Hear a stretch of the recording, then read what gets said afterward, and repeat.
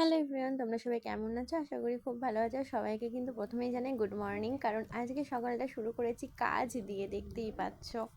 গত দুদিন ধরেই আমার ঘরটা একদমই ক্লিন করা হয়েছিল না, কারণ আমি কোনো না কোনো কাজের ফাঁকে ঘরটা গুছিয়ে উঠতে পারছিলাম না। সেই জন্য আজকে সকাল হতে ঘরটা গুছিয়ে ফেলেছি, ঘরদোর মুছে পরিষ্কার করে একদম চকচকে করে ফেলেছি।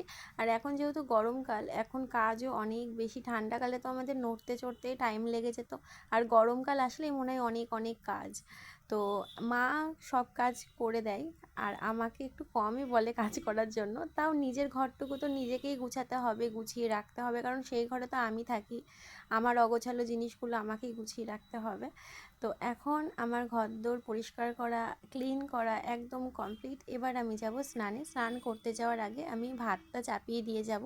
মা রান্নাটা করছে, মা আমাকে বললো চালটা ধুয়ে দিয়ে যা, তো আমি চালটা ধুয়ে দিয়ে যাচ্ছি। ফাইনালি সব কাজ শেষ, এবার একটু সেলফ কেয়ারের পালা। চলো টাটা।